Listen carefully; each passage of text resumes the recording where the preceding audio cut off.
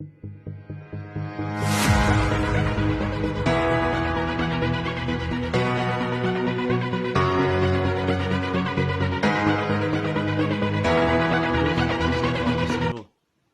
sou o evangelista Clepson, você está no canal EBD Clepson Silva.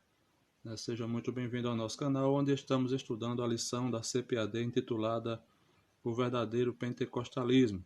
Antes de nós adentrarmos na nossa lição, eu gostaria de pedir para você que se inscreva no nosso canal, para que assim nos ajude a divulgar o nosso trabalho nas suas redes sociais. Deixa aí o seu joinha, o seu like, pode comentar, deixa aí o seu comentário, o que é que você achou do nosso trabalho, se está faltando, traz aí a sua crítica construtiva ou o que você pensar a respeito do nosso trabalho. Então, faça isso, que assim você vai estar nos ajudando. Também serve como incentivo, irmão, para nós podermos continuar com esse trabalho. Essa semana vamos estudar a lição da CPAD, lição de número 6, que vai ser ministrada no dia 7 de fevereiro de 2021. O título da nossa lição é a santificação, comprometidos com a ética do Espírito. Mas aí alguém pode falar e pensar, mas rapaz, vamos estudar a santificação de novo.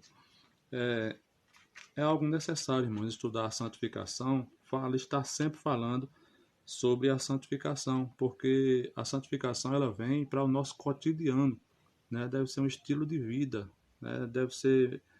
Nós devemos viver em santificação. Por isso, precisamos estar sempre falando, deve ser pauta de nosso dia a dia esse tema, santificação. Né? Então, vamos lá. O texto da nossa lição, ele diz o seguinte: segui a paz com todos e a santificação, sem a qual ninguém verá o Senhor. Né? Então, esse é um dos versículos que é bem conhecido da igreja, né? E ele traz aqui, primeiro ele diz seguir a paz com todos. E esse todos aqui, ele engloba todo aquele que está diante de nós, à nossa volta, né? Tanto os crentes como os incrédulos. A Bíblia diz, mostra para nós seguir a paz com todos, né? Então, não só crente, mas também todo aquele que está à nossa volta. E isso também não garante que todo aquele que nós vamos querer ter paz com ele, ele também vai querer ter paz conosco. Né? Paulo disse, quando depender de vós, tenhais paz com todos. E muitas vezes não depende de nós. Né? Quando depender de nós, precisamos ter paz sim, porque nós temos a paz, não a paz que o mundo dá, mas a paz que Cristo dá. Né? Aí diz mais aqui, tenha paz com todos e a santificação, sem a qual ninguém verá a Deus. Agora você observou que paz, a palavra paz, vem antes da palavra santificação? Primeiramente, porque sem paz vai ser muito difícil você viver uma vida de santificação. Porque sem paz você não tem como acessar os meios pelo qual a gente é santificado. Não tem como. Não tem como você orar, não tem como você buscar. Por quê? Porque o seu espírito não tem paz, né? Por isso é importante a gente buscar a paz para encontrar a santificação e assim chegarmos até a presença do Senhor. A verdade prática, ela diz o seguinte: santificação é especialidade do Espírito Santo. Ela é instantânea e ao mesmo tempo progressiva, pois acompanha o crescimento espiritual do crente. Então a gente já vai observando aqui que a santificação bíblica ela tem dois aspectos. Né? O primeiro aspecto ela é instantânea. E quando acontece essa santificação instantânea? Acontece no ato em que o crente ele aceita, né, a Jesus como seu Salvador.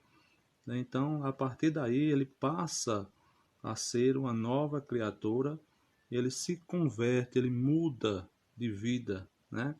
Então, a partir desse momento aí, ele é justificado, que é o primeiro ponto dos 3 pontos básicos da salvação, que engloba a salvação. O primeiro ponto básico é a justificação, que ela é instantânea, é imediata, no ato em que o crente ele levanta a sua mão e aceita a Jesus como seu Salvador, imediatamente ele é justificado, né? Aí vem aí outro processo que é da regeneração, né? E depois vem o outro processo, e o último que é a santificação. Irmão Cleps, e quando vamos parar com esse processo? Quando é que esse processo de santificação acaba? Enquanto aqui você estiver, nós estaremos sempre em processo de santificação, né? Que esse processo ele é progressivo, ele não é imediato, né? Ele é progressivo também. Então ela é instantânea no ato da santificação, ela é instantânea no ato em que o crente se converte, né? E ela também é progressiva, que isso acompanha o crescimento espiritual do crente, ele é cotidiano, né?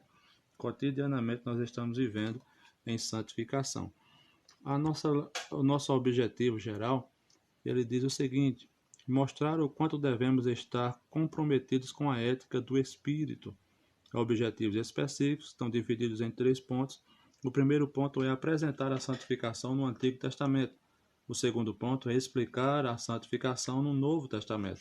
E o terceiro e último ponto é explicar, ampliar, aplicar, ou melhor dizendo, o exemplo de santificação à vida dos alunos. Está então os 3 objetivos específicos a serem alcançados nesse próximo domingo, né?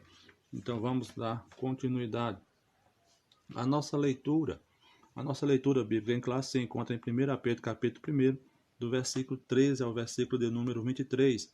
Nós não vamos fazer essa leitura porque já entendemos que os irmãos que vão lecionar no próximo domingo já estão bem afiados com essa leitura, já estão em sintonia com essa leitura, porque é dela que está inserida toda a nossa aula dessa semana, né? Então é importantíssimo que você leia esta leitura, que faça essa leitura, para que tenha um melhor entendimento e compreensão do que vai ser ministrado na lição. Nós não vamos fazer para ganhar tempo no vídeo. A nossa introdução ela diz o seguinte: Deus é absolutamente santo. Sua santidade é infinita e inigualável. Ele é santo em si mesmo, em sua essência e natureza. Apocalipse 15:4. Sua vontade é que os crentes reflitam esse caráter de santificação no seu modo de vida. Vamos estudar então o que é ser santo e a necessidade de se ter uma vida santa. Então aqui na nossa introdução nós percebemos o seguinte, que Deus ele é santo, né? E essa santidade de Deus, ele não adquiriu. Ele é santo em si mesmo. Essa santidade está na sua essência, na sua natureza. Essa santidade em relação a Deus, ela é um atributo, né? Um atributo de Deus, né? Nós, o ser humano, ele alcança a santidade através de Deus, né? Através de Deus. É Deus que nos santifica. E a vontade dele é que cada crente ele possa refletir, né, essa santificação. A gente lembrei aqui agora de Moisés quando desceu do monte, ele desceu refletindo a glória de Deus e ele colocou um véu, né, um véu porque a Bíblia diz que a glória ia se esvaindo à medida que as pessoas iam olhando para ele. Mas o apóstolo Paulo diz que nós, de cara limpa, né, refletimos a glória de Deus, né? Então é isso aqui que nós vamos estudar, que é desejo de Deus, que Deus é santo em si mesmo e que o desejo dele é que nós venhamos ter um caráter santificado, e vamos ver também que é uma necessidade, né, para a vida cristã manter a santificação.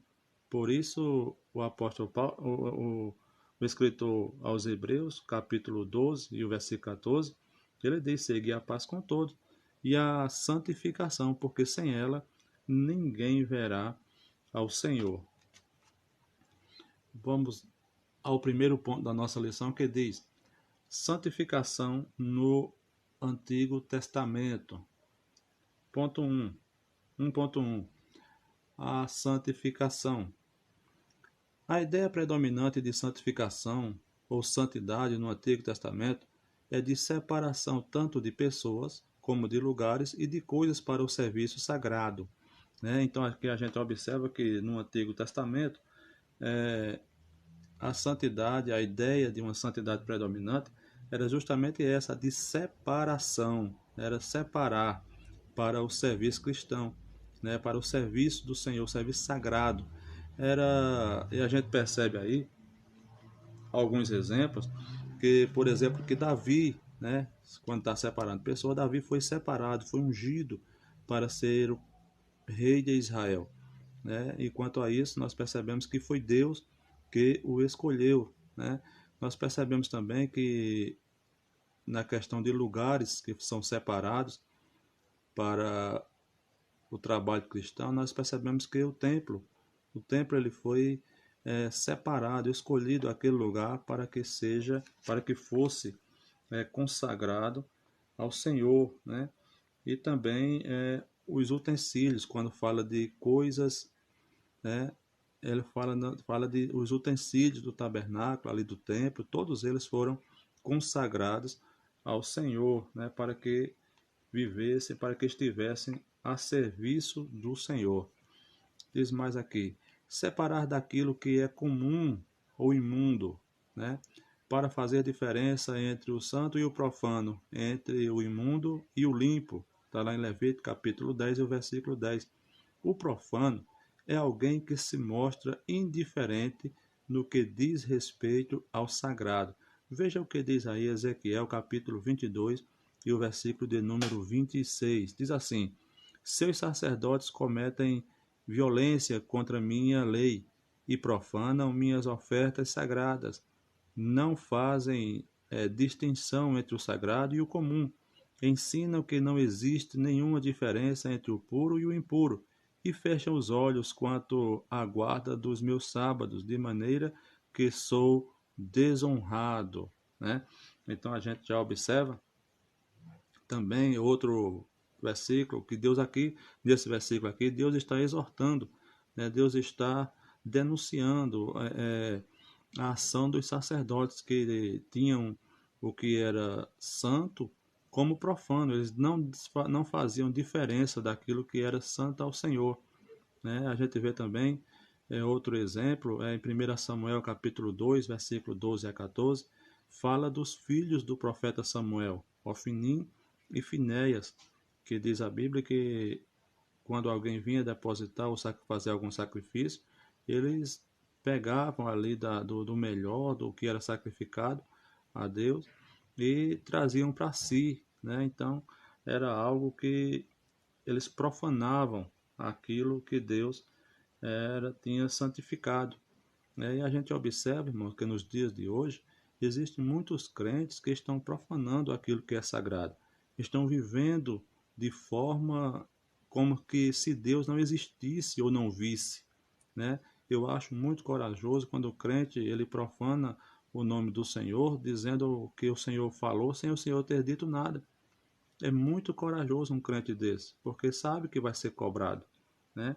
Então precisamos ter cuidado para não profanarmos aquilo que é santificado ao Senhor, né? Vamos à frente. O verbo hebraico, o verbo hebraico kodash, ser santo, ser santificado, santificar, ser posto à parte, é o mais usado no Antigo Testamento. Aparece 830 vezes, incluindo os seus derivados, né? Então a gente já observa aqui que esse termo, né, esse termo hebraico, kodash, era o que é mais usado. Ele aparece 130 vezes, né? 130 vezes no Antigo Testamento, né? E justamente com seus derivados, e cuja ideia central é separar do uso comum para o serviço de Deus, né? Consagrar. Veja aí 1 Samuel capítulo 7, versículo 1 diz: então vieram os homens de Criate Jearim e levaram a arca do Senhor e a trouxeram à casa de Abinadab no outeiro e consagraram Eleazar, seu filho, para que guardassem a arca do Senhor.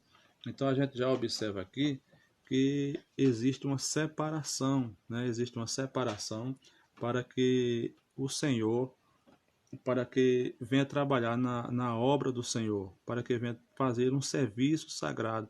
Aqui Eleazar, ele foi separado, foi consagrado para fazer, para estar sob os cuidados, para cuidar da arca do Senhor na casa de Abinadab, né? Então, a gente já percebe aqui que é preciso ter cuidado. Então, a gente precisa entender também, irmãos, que no Antigo Testamento, assim como no Novo, santidade e santificação são dois termos que estão interligados, mas que são diferentes. Por quê? Porque santidade é um estado pleno de santidade. E santificação fala de processo, né? Em processo, está em processo de santificação, processo contínuo. Quanto que santidade é plena, plenitude, já está pleno. Deus não está, por exemplo, Deus não vive em santificação. Deus é santo, né? Portanto, a sua santidade ela é plena, né? Vamos mais adiante, somente para título de que os irmãos possam entender melhor. 1.2. A consagração. O termo consagrar significa investidura de funções sagradas. Em outras palavras, é dedicar-se ao serviço de Deus, e isso pode ser pessoa, coisa ou possessões. Veja aí o que diz Levítico 27 e o versículo 28 diz assim: Todavia, nada que o homem possua e consagre ao Senhor, seja homem, seja animal, sejam terras ou sua propriedade, poderá ser vendido ou resgatado. Todas as coisas assim consagradas são santíssimas ao Senhor, né? Então aqui a gente já observa que consagrar é separar, né, para o uso, né? Separar para o uso exclusivo de Deus, é para o uso exclusivo, né? Então a separação, essa consagração, ela tem um sentido diferenciado do que muita gente pensa, né? Muita gente pensa que com ser consagrado é você entrar para dentro do seu quarto, ficar ali em jejum, né? Ficar em jejum e ficar ali de cara feia, não fala, não ri, não conversa com ninguém, mas é totalmente diferente disso, né? É totalmente diferente. Ser consagrado, como diz aqui a lição, é uma investidura, né, para o serviço, para dedicar-se ao serviço cristão, né, ao serviço de Deus, né? Consagração e santificação são termos distintos, mas podem significar a mesma coisa dependendo do contexto, né? Veja aí o que diz aí no Êxodo 28:3, diz assim: que façam vestes a Arão para santificá-lo. Isso aqui na Almeida revista e corrigida, né? Outra versão diz assim: que façam vestes para Arão para consagrá-lo, né? Na Nova Almeida e atualizada, né? Na Nova Revista Almeida, revista e atualizada. Então, são dependendo do contexto, eles portam essa santificação e consagração, tem o mesmo sentido, né? Não há diferença, não há diferença. O verbo hebraico, o verbo hebraico para consagrar é o mesmo para santificar. Ser santo trata-se de uma exigência justa e necessária para os sacerdotes levitas e para o tabernáculo com todos os seus utensílios, né? Então aqui é algo que era necessário, né? Veja o que diz aí Êxodo 30:30: unja Arão e seus filhos e consagre-os para que me sirvam como sacerdotes, né? Aí veja também a questão dos templos, do tabernáculo. Diz assim, olha só o que é que fala em Isaías capítulo 6 e o versículo 3. Ele diz que o Senhor é santo, né? E diz mais assim, ó, santo, santo, santo é o Senhor dos exércitos, né? Toda a terra está cheia da sua glória. Então a gente observa aqui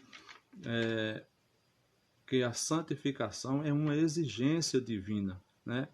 E não é uma exigência, também não é uma exigência injusta, né? Ela é justa, porque Deus não exige de nós o que não podemos fazer, né? Consagrar, a consagração, a gente percebe que é precisa ser contínua, a gente devemos ter uma vida consagrada ao Senhor. Agora, em relação a esse versículo de Isaías, capítulo 6, o versículo 3, quando ele diz, ele repete por três vezes a palavra santo, muita gente diz que Deus é 3 vezes santo. Ora, eu não posso com isso diminuir a santidade de Deus. Deus é infinitamente santo, não apenas 3 vezes santo, né? Agora, o que é que o escritor está falando? Está dando uma margem, dizendo santo, santo e santo, mas não significa dizer que Deus é santo somente por 3 vezes. Se fosse para colocar em termos de cada uma palavra para demonstrar a santidade de Deus, a Bíblia não ia dar, né? Porque Deus é infinitamente santo. Então a gente não pode ter essas 3 palavras santas como sendo literal, como sendo literalmente aquilo que Deus é, né? Se eu disser que Deus é simplesmente 3 vezes santo, eu vou estar limitando a santidade de Deus. E não é assim que deve ser, porque Deus é infinitamente santo. 1.3. A purificação. O termo taor, que é igual puro, limpo, né, derivado do verbo taer, que é ser limpo, puro, e kadosh, santo, do verbo kadash, né, pertence ao mesmo campo semântico, né? Pertence ao mesmo campo semântico, né? Então a gente já observa aqui que variações verbais, como kadash, né, kodesh, né, kadosh, não muda o sentido da palavra, não vai mudar o sentido dessa palavra. Então pertence todos ao mesmo grupo do campo semântico, né? Ambos se aplicam à santidade de Deus. Isaías 6, 3, Abacuque 1, 13, como também às pessoas que se aproximam dele e se purificam de toda sorte de pecado e idolatria.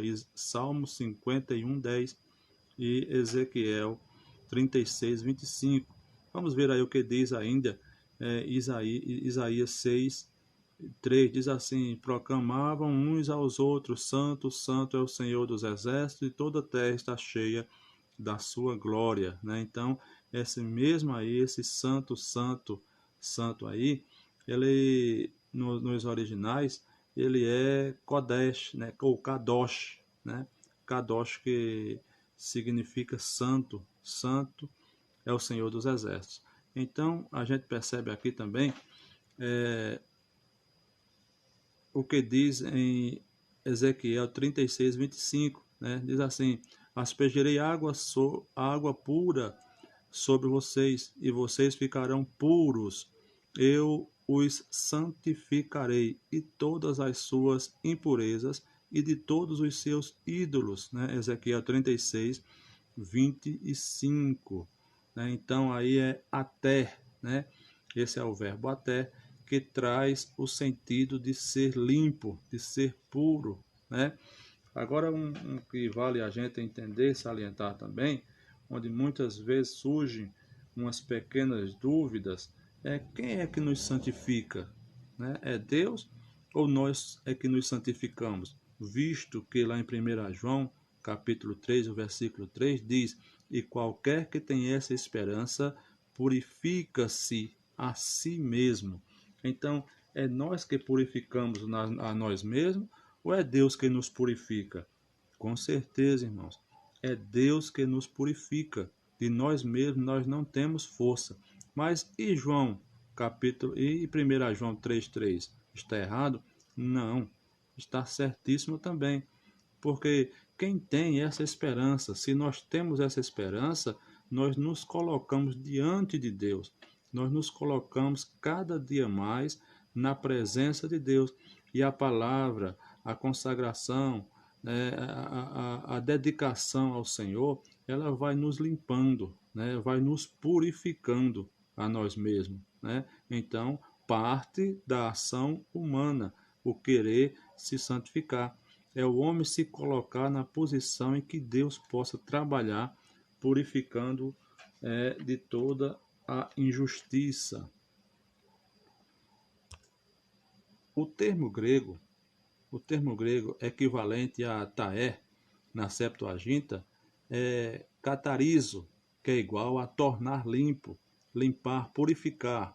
E a kadash é a ragiazo, que é santificar e consagrar.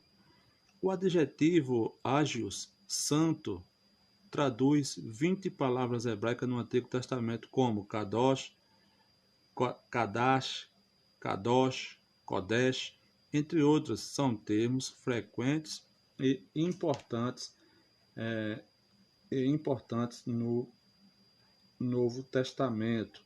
Aqui, mais uma vez, a gente vai perceber que é o contexto, né, que vai definir o sentido da palavra. Então, por meio do contexto, é que nós vamos entender que sentido tem a palavra naquele texto onde ela está inserida. Segundo ponto, a santificação no Novo Testamento. Né? 2.1 diz o seguinte: o Novo Testamento torna explícito o que antes estava implícito no Antigo, e isso diz respeito também à obra salvífica de Deus, do Deus Trino, né? Então, aqui nós já vamos percebendo que essa santificação no Novo Testamento, ela vai revelar para nós o que estava oculto, né? O que estava oculto no Antigo Testamento, né? Estava oculto no Antigo Testamento, mas agora, né, está revelado, né, a ação do Deus Trino, né? Hoje vivemos a realidade daquilo que era sombra, para os antigos, né? Veja aí o que diz Colossenses 2:17. Estas coisas são sombras do que haveria de vir. A realidade, porém, encontra-se em Cristo, né? Então, todo o Antigo Testamento é sombra das coisas futuras, os sacrifícios, as festas, né? Tudo aquilo ali era sombra para o que estamos vivendo nos dias de hoje, né? A fé cristã confessa a existência de um único Deus que subsiste eternamente em três pessoas distintas, né? De modo que a obra da santificação, um atributo divino, é realizado pela unidade na Trindade, como pela Trindade na unidade, né? Veja aí o que diz 1 Coríntios 6:11. Assim foram alguns de vocês, mas vocês foram lavados, foram santificados, foram justificados no nome do Senhor Jesus Cristo e no Espírito do nosso Deus, né? Então, esta santificação aqui é uma obra da Trindade, né? Uma obra da Trindade, é Deus Pai, é o Pai, o Filho e o Espírito Santo trabalhando no ser humano para nos purificar, né? Para nos purificar diante de Deus, para que sejamos santificados diante de Deus, né? Então a gente entende aqui que muita gente, irmão, muita gente tem feito essa santificação, ele entendendo que, por exemplo, ele entende que quando diz assim, vou me santificar, aí o que é que ele vai fazer? Ele vai jejuar. Jejuar é errado? Não. Porém, o jejuar não é a santificação. Jejuar é um meio pelo qual o crente se santifica, né? O jejum é um meio pelo qual o crente se santifica. Vou repetir. O jejum é um meio pelo qual o crente se santifica. Não é santificação, né? Qual o propósito do jejum? Inúmeros propósitos. Porém, para santificação, para o propósito principal do jejum é aproximar o crente de Deus, né? É aproximar o crente de Deus. Então, existem muitos irmãos que têm muito conceito errado a respeito do jejum em relação à santificação, né? Em relação à santificação. Muitos estão jejuando, dizendo, eu vou jejuar para comprar uma casa, para jejuar para comprar um carro, para Deus me dar uma casa, para Deus me dar um carro, para Deus me dar aí uma porta de emprego. Não. O objetivo específico do jejum é puramente para que nós venhamos nos aproximar de Deus, né? Essa é o propósito do jejum, né? Então a gente precisa entender isso, né? Que o jejum, como eu já falei, não é a santificação. Assim como ler a Bíblia também não é uma santificação, é um meio pelo qual o crente se santifica, né? A consagração é um meio pelo qual o crente se santifica, né? Então, existe um meio pelo qual, né? Que é a santificação, o jejum, a oração não é santificação, é um meio pelo qual o crente se santifica. Espero que os irmãos tenham entendido o que eu estou querendo passar para os irmãos. 2.2 A natureza da santificação. Não há no Antigo Testamento, no Novo Testamento, ritual de purificação cerimonial ou legal de santificação, diferentemente da realidade do sistema mosaico. Então aqui a gente já percebe que no sistema mosaico existia esse processo, né, de santificação, que era um ritual de purificação, né, uma cerimônia para que aquilo de fato fosse consagrado ao Senhor. Isso não existe no Novo Testamento, né? Não existe no Novo Testamento. Então a gente já observa aqui que no Novo Testamento é algo diferenciado, né?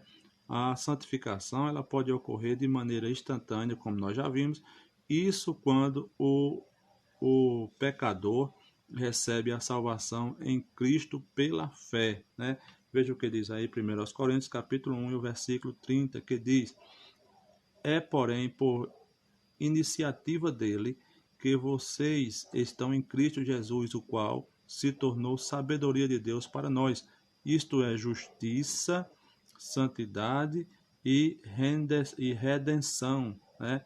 Então, esta santificação ela acontece e ocorre também, que é o que nós chamamos, como já falei, a santificação posicional, que é instantânea, que acontece no ato em que o crente aceita a Jesus, né? É instantânea.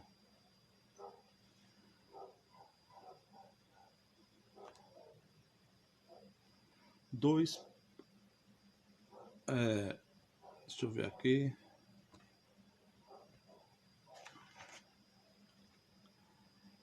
Ela é chamada teologicamente de santificação posicional, né, referente à mudança de posição de pecador para santificado. Ou seja, é aquilo que eu digo, é a convenção, né? Teologicamente nós chamamos isso de convenção, né?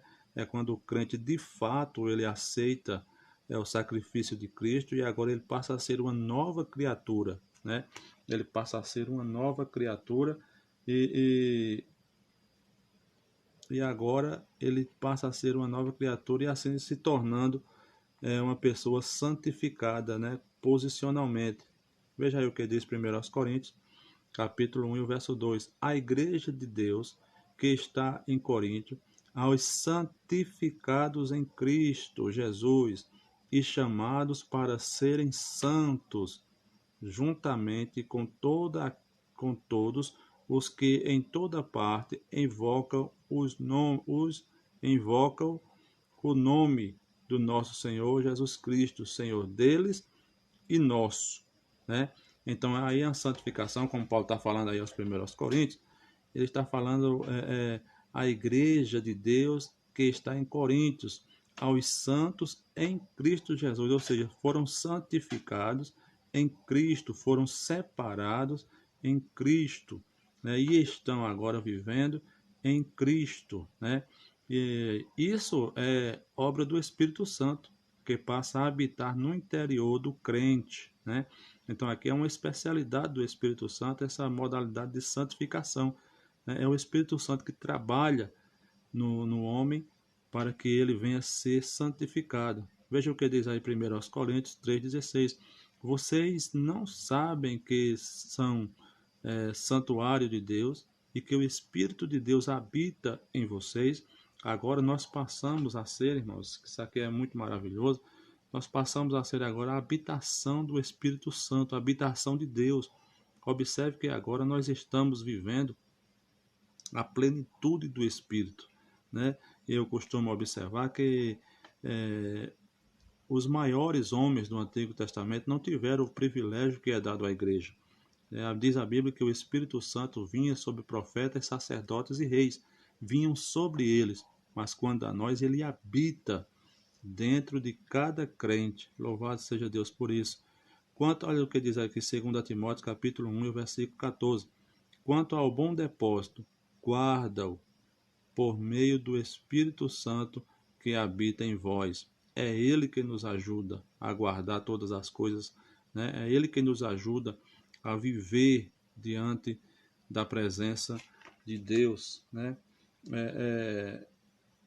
Uma vez habitando, ele vai agora, uma vez habitando, o Espírito Santo agora ele vai ajudar, né, o novo crente na sua santificação progressiva.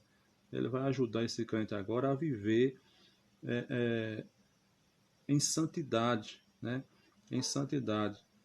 Então e tem mais, irmãos.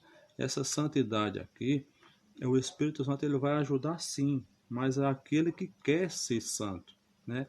Ele vai ajudar aquele que procura ser santo, porque ele não vai forçar ninguém a ser santo. É quem quer ser santificado. Ele vai fazer isso na vida dessa pessoa que se dedica, que busca, né? Que está querendo viver uma vida santa e progressiva, né? É uma santa e progressiva. Vamos lá, dar continuidade 2.3. Uma necessidade. É uma necessidade. A santificação, ela é uma necessidade na vida do crente, né? A nova vida em Cristo é um novo nascimento.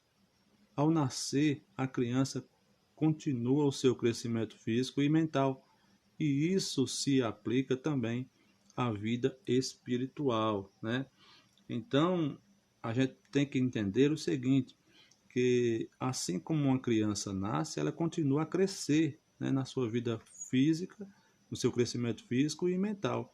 Assim também o crente, assim quando ele se converte, ele passa agora a ter uma vida progressiva, né? A ter uma vida espiritual progressiva, né?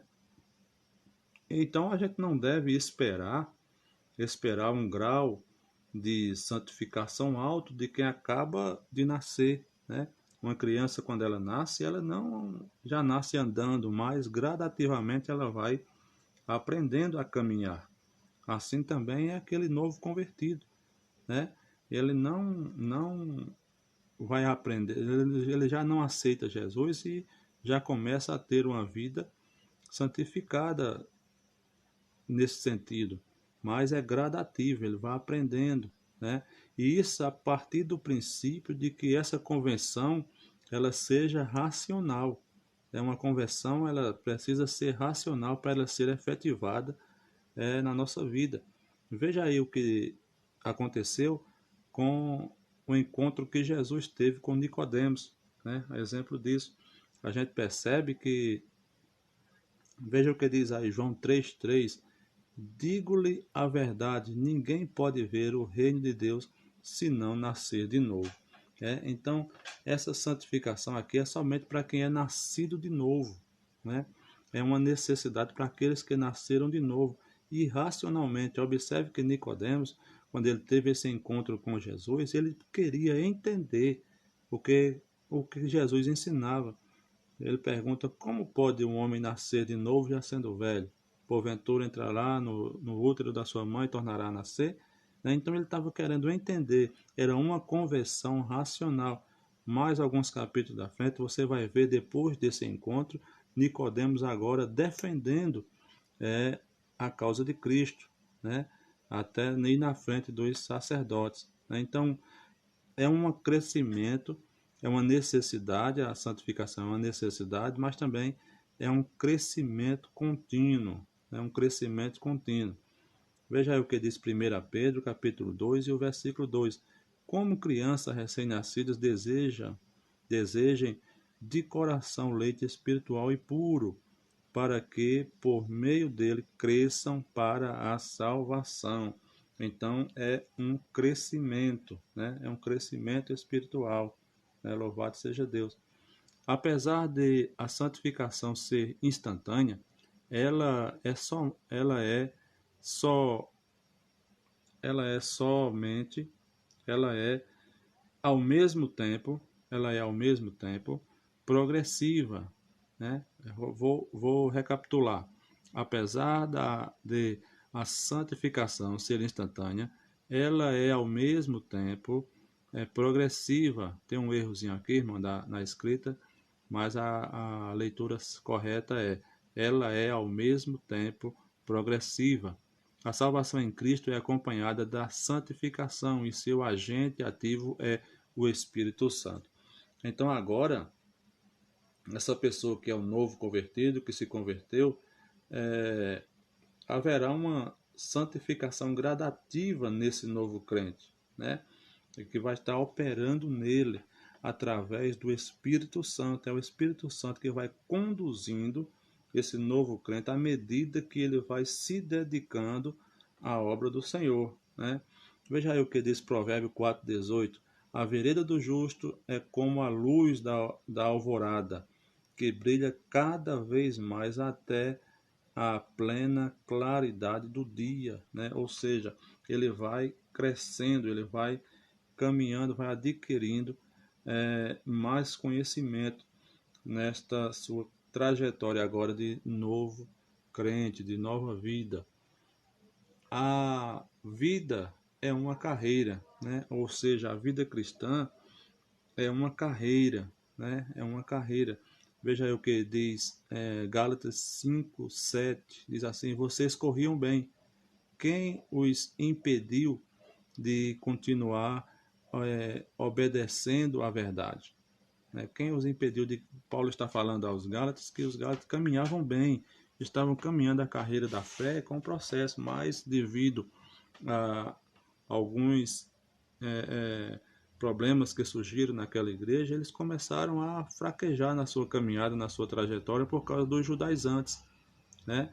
Aí diz mais aqui, ó, veja o que diz Filipenses 3,14. Prossigo para o alvo, a fim de ganhar o prêmio do chamado celestial de Deus em Cristo Jesus. Filipenses 3,14, né? Assim é a santificação progressiva que nos torna mais semelhantes a Cristo, né?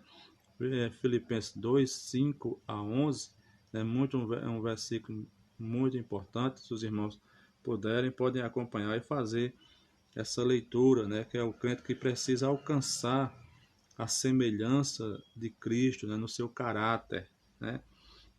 A gente observa que Moisés, como já falei, né? Que ele refletia a glória de Deus, né?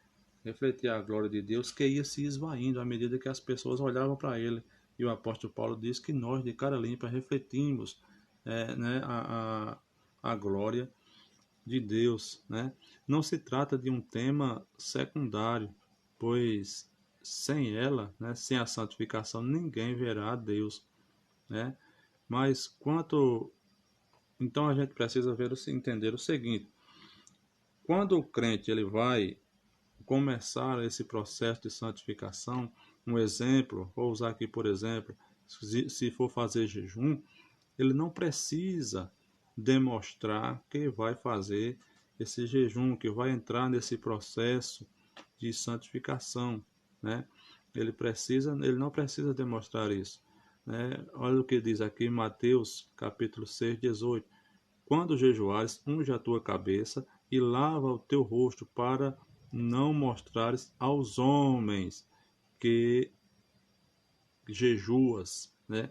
Que jejuas. Então, é, a santificação aqui, ela não se trata de algo secundário, é algo primordial que as pessoas precisam ver Cristo em nós, né? Ver Cristo em nós. E eu vou tocar de novo nessa tecla, que não é preciso você ficar de cara feia, não é preciso você ficar ali se esquivando das pessoas nesse processo de jejum para santificação. Não é preciso. Você precisa estar lá no meio deles, né? Porque a santificação, ela não é um isolamento. Observe que o versículo diz: para não mostrares aos homens, né? Então ele não vai sair do convívio, ele vai permanecer do convívio, né? Não é a santificação feita pelo monge budista que sai do convívio das pessoas e vai para uma montanha no Himalaia, e ali ele fica ali durante muito tempo em processo de santificação. É uma santificação? Sim, uma santificação posicional. Ele se separa, ele se afasta, né? No entanto, a santificação que Deus requer de nós não é apenas essa, mas sim aquela santificação de consagração para o trabalho, né? Que você se mostre apto para o trabalho da obra do Senhor. Terceiro e último ponto, ele vai falar o seguinte, né? A santificação aplicada ao crente, né? É aqui, irmão, que a gente vai perceber também a importância da santificação sendo aplicada na vida do crente, né?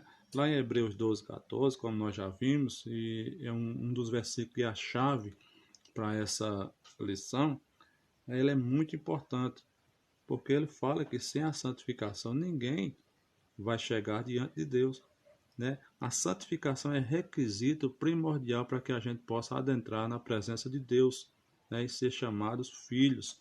Então, é muito importante. A santificação aplicada ao crente.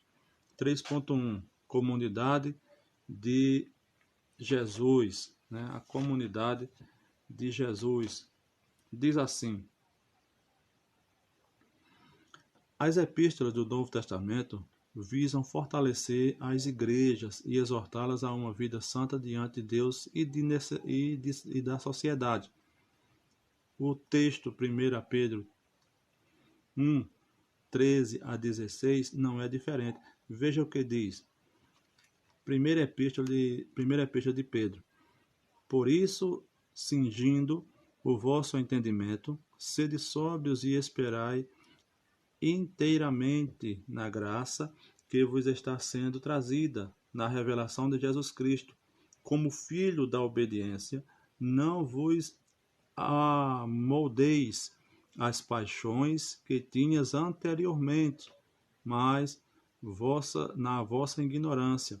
Pelo contrário, segundo é santo aquele que vos chamou, tornai-vos santos também, vós mesmos em todo o vosso procedimento, porque está escrito: sede santo, porque eu sou santo. Então aqui está, é um requisito, né? É uma necessidade para a comunidade de Cristo hoje, para o corpo de Cristo, para os santos em Cristo Jesus, é uma necessidade, né? Ela deve ser aplicada sim na vida do crente, né? As epístolas, tanto as endereçadas às igrejas específicas, quanto às epístolas universais, têm o mesmo propósito, né?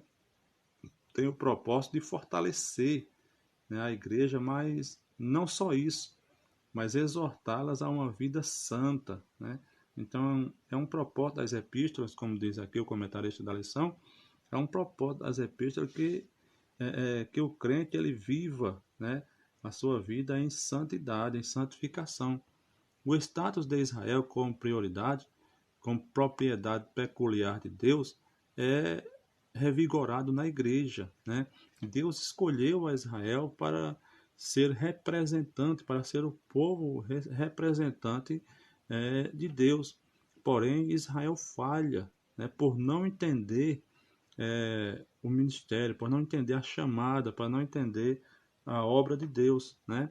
Aí agora, esse status de Israel, ela é revigorada na igreja, como diz Pedro 2,9. Vocês, porém, são geração eleita, sacerdócio real, nação santa, povo exclusivo de Deus, para anunciar as grandezas daquele que o chamou das trevas para a maravilhosa luz. Então, é revigorada, essa chamada de Israel é revigorada na igreja de Cristo, né? Na igreja de Cristo.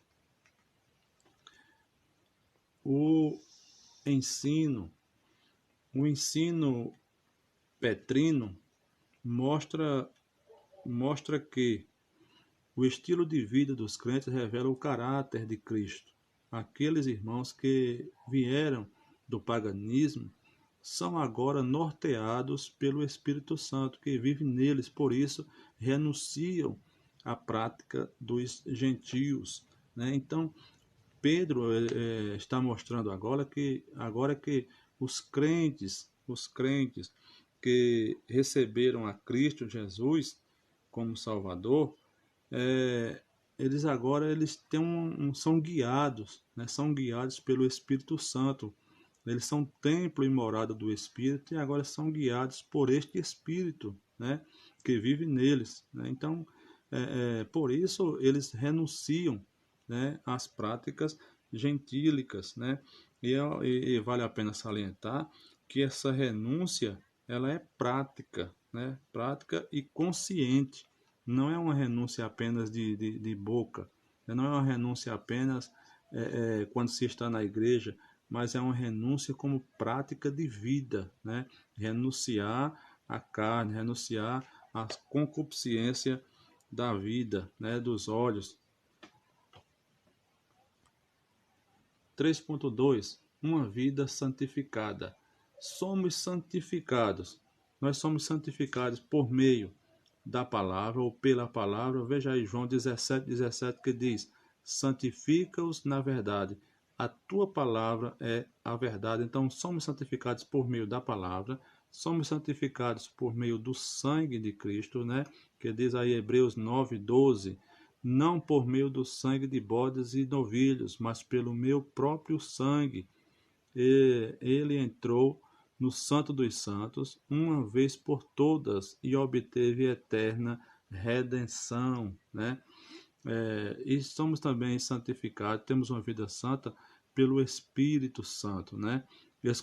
Que diz aí 1 Pedro 2:1, escolhidos de acordo com o pré-conhecimento de Deus Pai, pela obra santificadora do Espírito, para a obediência a Jesus Cristo e a aspersão do seu sangue. Graça e paz lhes sejam multiplicadas, né? Então aqui a gente já observa que nós não nos santificamos, né? Nós não nos santificamos, não se santifica. Você não se santifica para ser salvo, né? Você se santifica porque você é um salvo, né? E isso é uma característica dos crentes salvos, é viver uma vida em santidade, viver uma vida de acordo, pautado na palavra ou na direção do Espírito, né? Podemos afirmar, como Donald Jim, né, que diz: santificação é a semelhança do caráter de Cristo. é o efeito real da salvação através do qual a própria vida de Cristo permanece para sempre na vida e no caráter do crente, né? Então aqui o teólogo ele está afirmando, o teólogo Donald está afirmando que esta santificação, né, ela vai mostrar em nós que nós temos a semelhança de Cristo. Em que? No nosso caráter, na nossa vida cotidiana, né? Então esse caráter transformado, ele é o efeito real da salvação através do qual a própria vida de Cristo permanece para sempre em nós, né? Modificando o nosso caráter. Então nós estamos demonstrando que somos de Cristo, né? Alguns anos atrás a gente via que onde passava um crente, se tivesse alguém ali, ele falando algum palavrão, falando alguma coisa, ele dizia, olha, para aí que o crente vai passando, né? Então, isso mostrava para as pessoas que nós temos o caráter de Cristo, um caráter santo de Cristo, né? Isso aqui está muito longe, né, de violência doméstica, mentiras, palavrões, intrigas e mexericos, né? Então, nós devemos viver uma vida santificada. E isso aí, esses requisitos aí, violência doméstica, mexerico, isso é o oposto, né, de uma vida santificada, né, mas revela obra da carne, né, revela que o crente é carnal quando ele está vivendo dessa forma aí. Então, é preciso que a gente se encha do Espírito para que possamos nos afastar dessas práticas pecaminosas, como diz as Escrituras. Uma vida de santidade e cheia do Espírito mantém distância dessas coisas, né? Uma vida de santidade é, mantém-se distante dessa pecaminosidade, né? Veja aí o que diz Romanos 8:9. Se alguém não tem o Espírito de Cristo, esse tal não é dele. Ou seja, se alguém não é guiado pelo Espírito de Cristo, essa pessoa que se diz ser de Cristo, mas não é guiado pelo seu Espírito, nunca foi crente, nunca foi de Cristo, né? Neste sentido aqui, a gente percebe que muitos na igreja, tem muita gente que estão na igreja, né? Mas estão distante do céu, né? Estão muito longe do céu, porque nós vemos isso acontecendo dentro das nossas congregações, né? Deus é santo e por isso exige santidade de seu povo, né? Versículo 15 e 16. Mas como é santo aquele que vos chamou, sede vós também santo em toda a vossa maneira de viver, porquanto escrito está, sede santo, porque eu sou santo, né? Então, é um requisito que Deus exige, né? Agora, irmãos, é possível ser santo da forma que Deus quer que a gente seja? É possível, porque Deus não vai exigir de nós aquilo que nós não podemos fazer. Seria injustiça de Deus pedir que nós fizéssemos alguma coisa que Ele sabe que nós não conseguiremos. Mas se Ele exige, é porque sabe que é possível, né? Até o próprio Cristo também veio para provar que é possível, né? 3.3. O que é ética, né? A ética é o estudo da conduta. O termo vem da palavra grega etios, né? Que é hábito, costume. Esse termo aparece somente uma vez no Novo Testamento. O plural, é, no plural, em provérbio popular usado pelo apóstolo Paulo, né? Que diz 1 Coríntios capítulo 15 e 33, as más conversações corrompem os bons costumes. Então a ética, a gente poderia dizer que a ética é aquilo que nós fazemos quando estamos só. A nossa ética, ela vai ser revelada quando nós fazemos o que estamos acostumados a fazer quando ninguém está nos olhando. Então, é preciso a gente ver se o que nós fazemos nessa situação está de acordo com a palavra de Deus, né? A ética cristã é um estudo sistemático sobre os princípios e as práticas do que é certo e errado à luz das Escrituras Sagradas. Trata-se da parte da teologia que estuda o padrão de conduta conforme a vontade de Deus, né? Então, a ética aqui ela vai mostrar para nós se nós estamos vivendo de acordo com a vontade, de Deus, né? Com a vontade do Espírito Santo, né? A ética cristã, ela confronta, né? Confronta as nossas práticas com a Bíblia. É preciso que a gente confronte isso com a palavra de Deus para saber se Deus aprova de fato aquilo que nós estamos fazendo, que nós estamos pensando, que nós estamos vendo, né? Então é preciso que a gente medite neste sentido. O fruto do Espírito tem implicações éticas e tal prática precisa ser treinada e se tornar hábito. Isto agrada a Deus e às pessoas, e por meio da nossa conduta, até os incrédulos glorificam a Deus, né? Então, o fruto do Espírito aqui está tem implicações éticas, né? Então, a gente percebe que quem tem o fruto do Espírito, ele vai demonstrar isso, né, nas suas ações, nas suas práticas, na sua conduta, né, nos seus hábitos. E essa conduta que nós devemos viver, conduta cristã, ela deve se tornar um hábito na nossa vida, né? Mateus 5,16 diz assim: assim brilhe a luz de vocês diante dos homens, para que vejam as suas boas obras e glorifiquem ao Pai de vocês, que está nos céus, né? Então é preciso que nós venhamos dar testemunho daquilo que Deus nos colocou a fazer, né? Deus nos confiou a fazer. Agostinho, ele dizia a seguinte frase, né? Pregue o evangelho. Se for necessário, use palavras, né? Então, muito bem aplicada essa palavra, né? Eu vou repetir. Agostinho dizia: pregue o evangelho. E se for necessário pregar o evangelho, use palavras, né? Se for necessário, use palavra. Ou seja, prega o evangelho com o teu testemunho, prega o evangelho com as tuas ações, prega o evangelho para que as pessoas vejam Cristo em você, né? Que as pessoas vejam Cristo em seus atos. E ver Cristo em nossos atos é bem melhor do que ver Cristo em nossas palavras. Por isso ele diz: se for necessário, use palavras. A nossa conclusão, ela diz o seguinte: sobre a santificação precisamos saber o seguinte: a sua importância, a sua necessidade. Isso evita confundir a santificação como regras externas típicas de religiões legalistas. A santificação é a marca de uma vida na plenitude de Deus, né? Então que fique bem claro que a santificação aqui registrada não é um modo de vida imposto por uma congregação, né? Não é usos e costumes, né? Você não consegue medir se uma pessoa, a santificação de uma pessoa, a intimidade espiritual de alguém com Deus, mediante a roupa que ela veste, mediante... Não, você não vai conseguir medir isso, né? Porque tem muita gente que está com a saia até lá embaixo, andando de paletó e gravata e fazendo o que é errado, né? Então, a gente vai conhecer essas pessoas, como vivo na aula passada, é pelos frutos, né? Pelo fruto.